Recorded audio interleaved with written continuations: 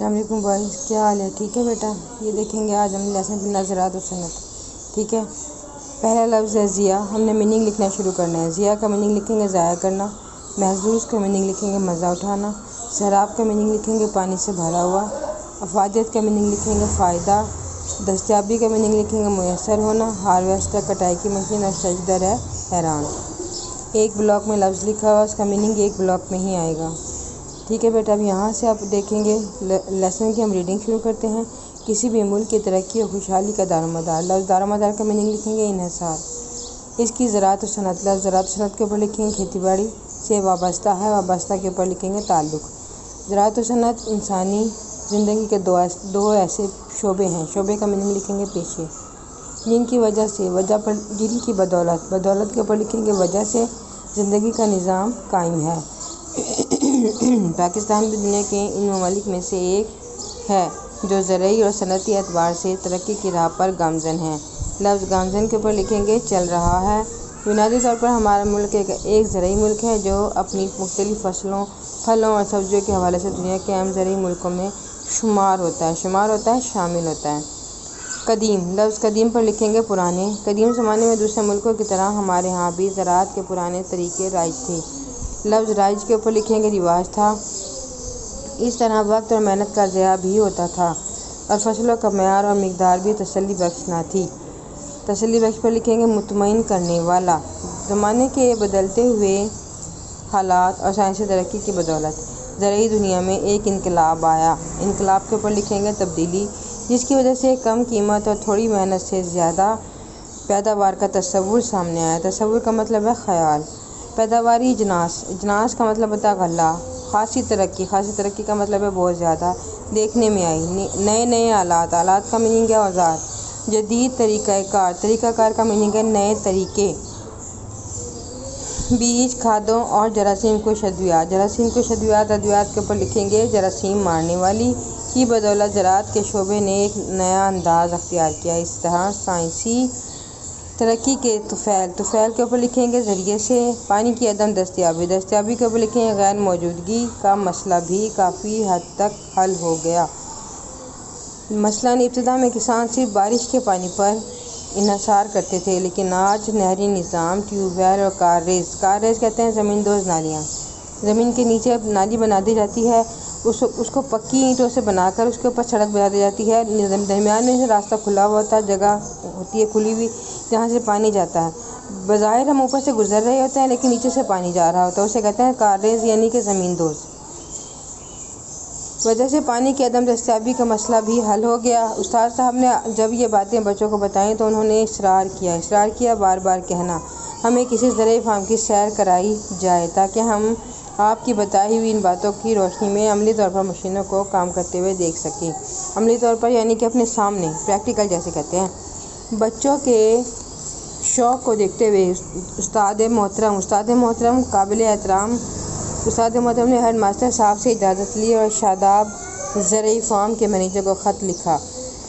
خط میں خواہش. لفظ خواہش کا میننگ ہے تمنا کا ظاہر کیا کہ آپ کے زرعی فارم کے مطالعاتی کا میننگ لکھیں گے تعلیمی دورے پر آنا چاہتے ہیں. ہفتے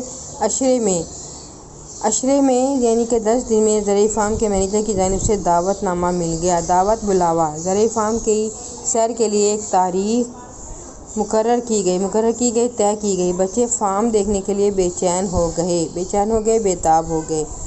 مقررہ دن یعنی کہ طے کیا گیا دن کو چھٹی جماعت کے طلباء اپنے استاد کی رہنمائی. لفظ رہنمائی کے اوپر لکھ لیں گے سرپرستی. زرعی فارم رہنمائی میں زرعی فارم دیکھنے روانہ ہو گئے، چلے گئے. 1 گھنٹے کے بعد طلباء فارم کے دروازے پر تھے. زرعی فارم کے دروازے پر مینیجر اور ان کی ٹیم نے بچوں کو خوش آمدید کہا اور انہیں فارم کے اندر لے گئے. مینیجر صاحب نے 10 منٹ تک بچوں کو فارم میں اگنے والی فصلوں اور سبزیوں سے آگاہ کیا. انہوں نے بچوں کو زرعی آلات کے اوپر لکھیں گے زراعت کے اوزار.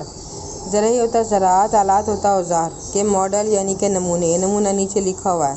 نمونے بھی دکھائے جو مختلف فصلوں کی بوائی یعنی بونے کا عمل، بویا جانا، بوائی سے لے کر ان کی کاشت اور کٹائی تک کے مراحل میں معاون کا میننگ لکھیں گے مددگار ثابت ہوتے ہیں۔ مینیجر صاحب نے جدید زرعی اصولوں کی وضاحت نہایت آسان اور دلچسپ انداز میں، دلچسپ یعنی کہ دل کو چلنے والی، اور اس تعارفی نشست کے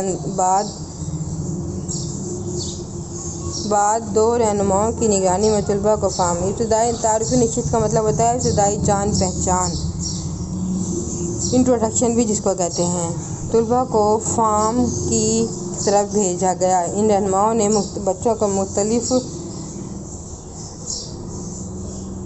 بچوں کو دکھایا کہ ٹریکٹر زمین میں کس طرح ہل چلا رہا ہے، بوائی کر رہے ہیں۔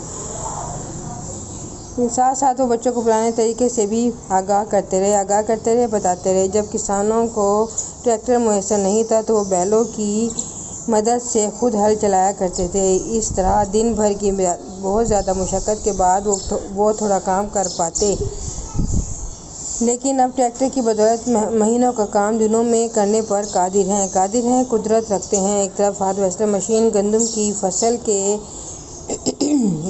فصل کے ساتھ ساتھ دانے علیحدہ کرنے میں مصروف تھی، مگن تھی۔ ایک رہنما نے بچوں کو اس مشین کے فائدے سے آگاہ کیا کرتے ہوئے اس کے کام کرنے کے تمام مراحل سے متعارف کرایا۔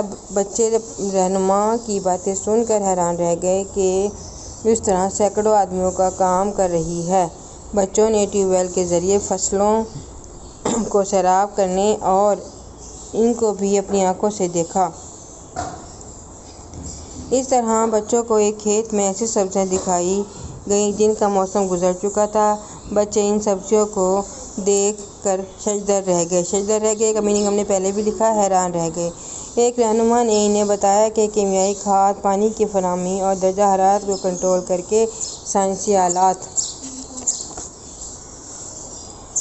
آلات کے استعمال کی بدولت اب ہر موسم میں ہر سبزی کو اگایا جا سکتا ہے۔ یعنی کہ اب وہ بات نہیں ہے کہ سردی کا پھل سبزی سردی میں ہی آئے گی، گرمی کی پھل اور سبزی گرمی میں ہی آئے گی۔ جن پھلوں کو سبزیوں گرمی کی ضرورت ہوتی ہے ان کے لیے سائنسی آلات کی بدولت گرمی پیدا کر دی جاتی ہے۔ کچھ پھلوں کے لیے، سبزیوں کے لیے سرد موسم کی ضرورت ہوتی ہے تو وہ بھی اسی طرح ان کو سرد موسم فراہم کر دیا جاتا ہے۔ بچے نت نئے آلات اور جدید طریقہ ہائے کار، نت نئے آلات یعنی کہ نئے آلات اور جدید طریقہ ہائے کار کو دیکھ کر بہت محظوظ ہوئے، لطف اٹھایا۔ خاص ہی دیر فارم میں زراعت کاروں کے درمیان، کھیتی باڑی کرنے والوں کے درمیان رہ کر انہوں نے انسانوں کی جگہ مشینوں کو کام کرتے دیکھا اور ان کے طریقہ کار سے آگاہی حاصل کی۔ وہ اتنے خوش تھے کہ انہیں وقت گزرنے کا احساس ہی نہ ہوا۔ اب وہ تھک چکے تھے، لہٰذا انہوں نے واپسی کا پروگرام بنایا۔ مینیجر نے بچوں کو کھانے کے لیے لنچ باکس دیے۔ مزیدار کھانے کے بعد وہ واپسی کا پروگرام بنا رہے تھے کہ مینیجر نے استاد صاحب کو بتایا کہ جب آپ نے بچوں کو زرعی فارم کی سیر کرائی ہے تو ساتھ ہی میرے بڑے بھائی کی شوگر مل کی سیر بھی کرتے چلیے۔ استاد صاحب نے بچوں سے پوچھا کہ کیا وہ شوگر مل کی سیر کرنا چاہتے ہیں یا نہیں۔ بچوں نے یک زبان یعنی کہ مل کر یک زبان ہو کر کہا وہ شوگر مل دیکھنے چلیں گے۔ زرعی فارم سے شوگر مل کا فاصلہ کچھ زیادہ نہ تھا، لہٰذا بس میں جانے کی بجائے مینیجر صاحب اور استاد صاحب کی نگرانی میں پیدل روانہ ہوئے۔ چند میل کی مسافت کے بعد انہوں نے اپنے آپ کو شوگر مل کے سامنے پایا۔ مینیجر نے اپنے بڑے بھائی کے بارے میں پوچھا تو ایک ملازم نے بتایا کہ وہ تو شہر گئے ہیں۔ مینیجر نے اس ملازم سے کہا یہ بچے شوگر مل دیکھنے آئے ہیں، انہیں دکھایا جائے کہ کس طرح گنے سے چینی بنائی جاتی ہے۔ آپ کو پتہ ہے بیٹا، چینی جو بنتی ہے وہ گنے سے بنتی ہے۔ بچوں نے دیکھا ایک طرف گنے کے ڈھیر انبار لگے ہوئے ہیں اور مشینیں اپنے کام میں رواں دواں چل رہی ہیں۔ بچوں کو بتایا گیا کہ ٹرکوں کے ذریعے سے زرعی فارم سے گنے کو یہاں لایا جاتا ہے اور اسے جدید مشینوں میں ڈالا جاتا ہے جو بڑی تیزی اور صفائی گنے کا رس پھونک اور رس الگ کر دیتی ہے۔ پھونک کہتے ہیں رس نکلا ہوا گنا، رس نکلنے کے بعد جو گنا بچتا ہے نا اسے کہتے ہیں پھونک۔ پھونک کو سوکھنے کے لیے ایک طرف ڈال دیا جاتا ہے جو بعد میں ایندھن کے طور پر استعمال ہوتا ہے۔ رس کو جدید ترین پلانٹ مشین کے ذریعے چینی میں تبدیل کر دیا جاتا ہے۔ بچے یہ منظر دیکھ کر بہت خوش ہوئے۔ بچوں کو گھومتے پھرتے مشینوں کو دیکھتے اور کارندوں سے سوال جواب کرتے۔ کارندوں کام کرنے والوں سے سوال جواب کرتے خاصی دیر ہو چکی تھی۔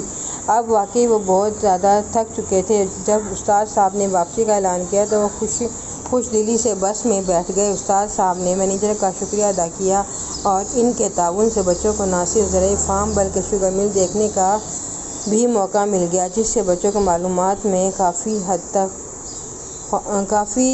خاطر خواہ اضافہ ہوا۔ خاطر خواہ کے اوپر لکھیں گے کافی حد تک۔ ٹھیک ہے بیٹا، یہ تھی ہماری آج کی ریڈنگ۔ کل ہم اس کی انشاءاللہ ایکسرسائز کریں گے۔ اوکے۔